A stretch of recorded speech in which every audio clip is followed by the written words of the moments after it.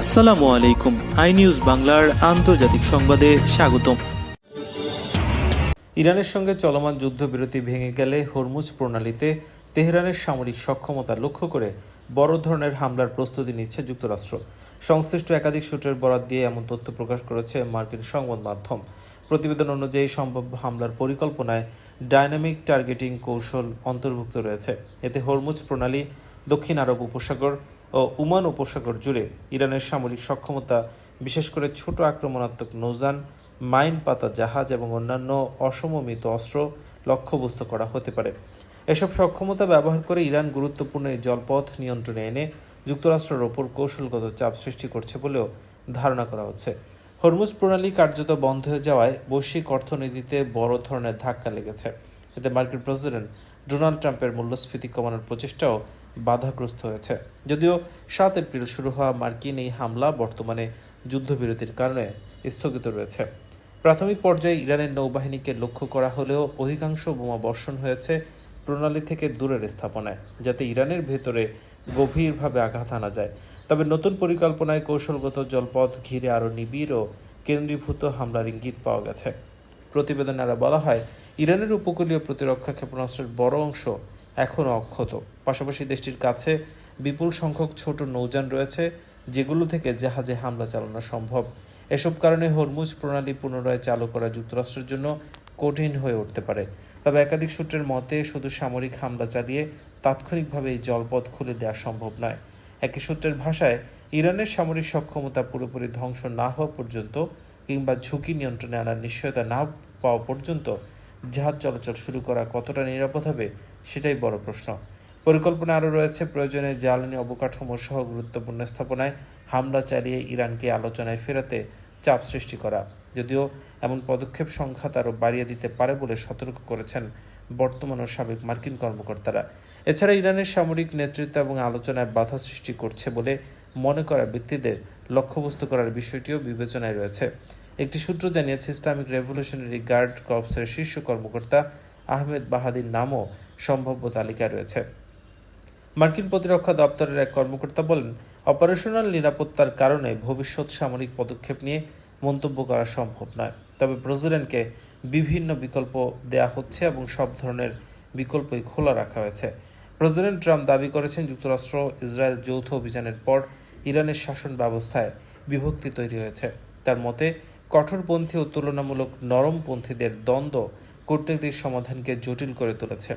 সূত্রগুলো আরও জানায়, নতুন করে হামলা শুরু হলে ইরানের অবশিষ্ট ক্ষেপণাস্ত্র, লাঞ্চার এবং উৎপাদন স্থাপনাগুলো লক্ষ্যবস্তু হতে পারে, যেগুলোর অনেকগুলোর আগের হামলায় ধ্বংস হয়নি এবং যুদ্ধবিরতির সময় নতুন স্থানে সরিয়ে নেওয়া হয়েছে। মার্কিন গোয়েন্দা সংস্থার মূল্যায়নে বলা হয়েছে, ইরানের প্রায় অর্ধেক ক্ষেপণাস্ত্র, লাঞ্চার এবং হাজার হাজার একমুখী আক্রমণ ড্রোন এখনও সক্রিয় রয়েছে।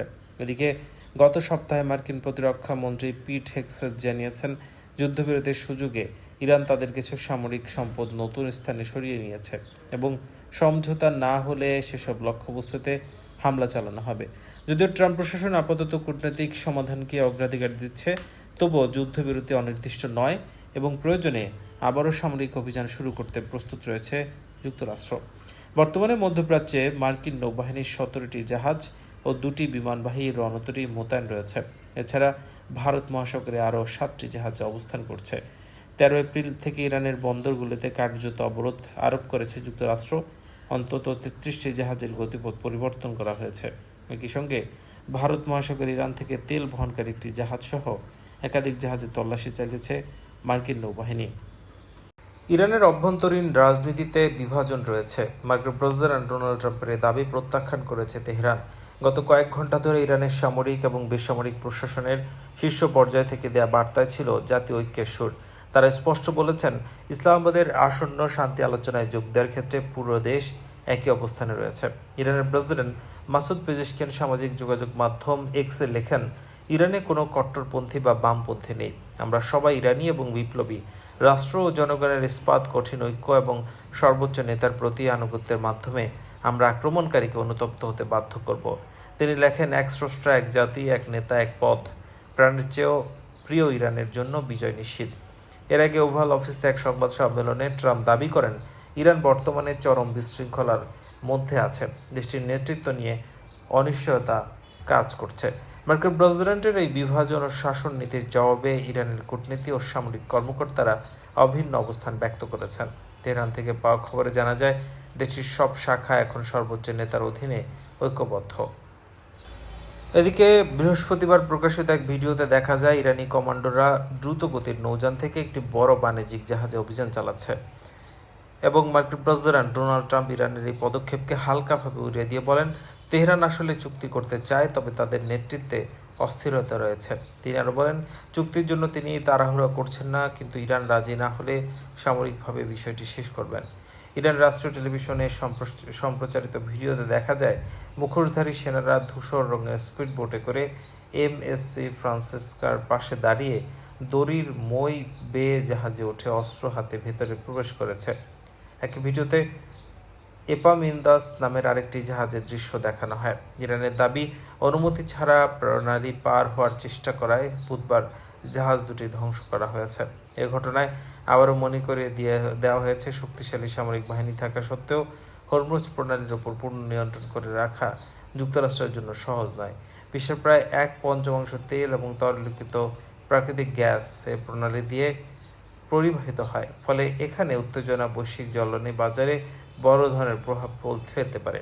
28 ফেব্রুয়ারি যুক্তরাষ্ট্র এবং ইসরায়েলের শুরু করা যুদ্ধ 8 এপ্রিল থেকে যুদ্ধবিরতি রয়েছে। 11-12 এপ্রিল পাকিস্তানে যুক্তরাষ্ট্র ইরানের মধ্যে বৈঠক হলেও তা কোনো সমঝোতা ছাড়াই শেষ হয়। এরপর আর নতুন করে আলোচনা শুরু হয়নি। এদিকে ইরান জানিয়েছে, যুক্তরাষ্ট্র তাদের ওপর আরোপিত নৌ অবরোধ তুলে না নেওয়া পর্যন্ত হরমুজ প্রণালী খোলার বিষয়টি বিবেচনা করবে। তেহরানের মতে, যুদ্ধবিরতির মধ্যেই এই অবরোধ আরোপ করা হয়েছে, যা চুক্তি লঙ্ঘনের শামিল। অন্যদিকে ইসরায়েলের প্রতিরক্ষা মন্ত্রী ইসরায়েল কাটজ বলেছেন, যুক্তরাষ্ট্রের সবুজ সংকেত পেলেই তারা আবারও ইরানে হামলা শুরু করতে প্রস্তুত। আপনি যদি ইরানের পক্ষে থাকেন তাহলে এই ভিডিওতে একটি লাইক দিন এবং কমেন্টসে আপনার মতামত জানান।